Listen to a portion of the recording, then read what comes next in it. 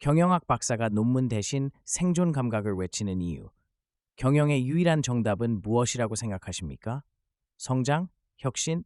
시장 점유율? 저는 한때 그 답이 경영학 교과서 안에 있다고 믿었습니다. 28년간 작은 기업의 대표로 현장을 누비면서도 경영학 박사로서 이론의 끈을 놓지 않았던 이유입니다. 제 머릿속은 언제나 KPI, STP 전략, 조직 행동론 같은 명쾌한 공식들로 가득 차 있었습니다. 하지만 현실의 위기는 단 한 번도 교과서의 공식대로 찾아오지 않았습니다. 믿었던 거래처가 등을 돌리고 월급날 통장 잔고가 바닥을 드러내는 순간의 공포와 막막함 앞에서 제 머릿속의 이론들은 공허한 메아리에 불과했습니다. 뼈저리게 깨달았습니다. 그때 필요한 건 논문이 아니었다. 살아남는 감기였다. 이 글은 화려한 성공담이 아닙니다. 이론의 정점에서 처절한 현실로 내려와 온몸으로 부딪히며 깨달은 생존의 지혜에 관한 기록입니다. 교과서를 덮고 나서야 비로소 보이기 시작한 것들. 숫자가 아닌 사람에게서, 시스템이 아닌 에너지의 흐름 속에서 발견한 진짜 경영의 본질에 대한 이야기입니다. 당신이 지금껏 믿어온 경영 상식은 과연 안전합니까? 교과서가 만든 위험한 신화, 현장에서 산산이 부서진 세 가지 공식 경영학 교과서에서 배운 공식들은 논리정연하고 명쾌합니다. 하지만 그 명쾌함이 작은 기업의 현실에서는 오히려 생존을 위협하는 신화가 될 수 있습니다. 자원도, 시간도, 사람도 부족한 작은 조직에게 교과서적 접근은 때로 현실과 동떨어진 환상을 심어주기 때문입니다. 제가 직접 겪으며 산산이 부서졌던 세 가지 위험한 신화는 다음과 같습니다. 신화, 이익이 왕이다. 교과서의 가르침. 기업의 최종 목표는 이익 극대화이며 손익계산서는 경영 성과를 종합적으로 판단하는 기준이다. 현실의 배신. 사업 초창기 제 회사의 손익계산서는 매달 붉은 흑자를 기록하며 순항하는 듯 보였습니다. 매출 그래프는 치솟았고 거래처는 늘었습니다.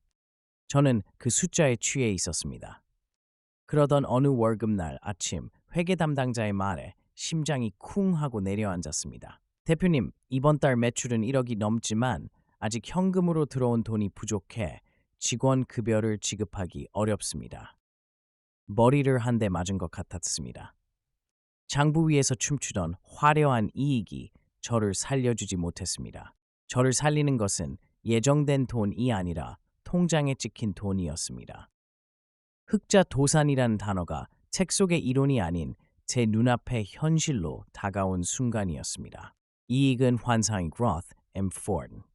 신화 2. 전략이 브랜드를 정의한다. 교과서의 가르침. STP 분석과 같은 정교한 마케팅 전략을 통해 고객의 마음속에 우리 브랜드의 위치를 명확히 설계해야 한다. 현실의 배신. 저는 밤을 새워 시장을 분석하고 슬로건과 홈페이지를 만들고 그럴싸한 브로셔까지 찍어냈습니다. 수백 쪽짜리 전략 보고서, 못지않은 기획이었습니다. 하지만 어느 날 한 단골 고객에게 우리 회사가 어떤 것 같아요? 라고 묻자 돌아온 대답은 제 모든 전략을 무너뜨렸습니다. 그냥 사장님 말이 잘 통하는데요. 허탈했습니다. 고객은 제가 만든 전략이 아니라 자신이 느낀 인상으로 우리 회사를 기억하고 있었습니다. 포지셔닝은 회의실에서 만드는 것이 아니라 고객이 자신의 경험을 통해 우리에게 부여하는 것이었습니다. 직원의 전화 응대 태도 하나가, 대표의 소통 방식 하나가 그 어떤 슬로건보다 강력한 브랜드의 본질이었습니다. 신화 3. 시스템이 조직을 관리한다. 교과서의 가르침.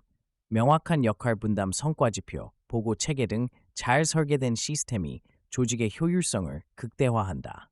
현실의 툴, 회사가 커지면서 출퇴근 체크, KPI 등 위사옥비 때문에 success 매스매. 이제야 진짜 회사 같네 라며 뿌듯해했습니다. 하지만 시스템이 정교해질수록 사무실의 공기는 차갑게 식어갔습니다. 한 번은 팀의 성과는 괜찮았지만 공기 전체에 습기가 낀 것 같았습니다. 그래서 저는 매뉴얼 대신 커피 한 잔을 들고 물었습니다. 요즘 어때? 그 한마디에 팀원 하나의 감정적 번아웃이 드러났고 그 기류가 팀 전체의 활력을 순식간에 끌어내리고 있었음을 알게 되었습니다. 그때 깨달았습니다. 조직은 차가운 구조가 아닌 따뜻한 기류로 움직인다는 사실을. 직원은 관리해야 할 비용이 아니라 함께 흘러가야 할 에너지였습니다. 이처럼 교과서의 신화들이 무너진 폐허 위에서 저는 비로소 생존의 진짜 본질과 마주하게 되었습니다. 생존의 본질, 숫자를 넘어 흐름을 읽는 기술. 사람들은 제 경영 방식을 보고 꼼수라고 할지도 모릅니다. 하지만 이것은 편법이 아닙니다. 28년간의 생존과 정에서 실패하고 망해본 경험을 통해 온몸으로 체득한 본질입니다. 예측 불가능한 위기가 일상인 작은 조직에게 정답을 말하는 기술보다 지금 무슨 일이 벌어지고 있는지를 감지하는 감각 경영은 생존의 필수 조건입니다. 감각 경영이란 엑셀 시트의 숫자를 넘어 사람들 사이의 미묘한 기류를, 데이터 너머의 살아있는 느낌을, 조직에 흐르는 에너지의 흐름을 포착하는 기술입니다. 이 감각을 날카롭게 만드는 가장 강력하고 실용적인 훈련법이 있습니다.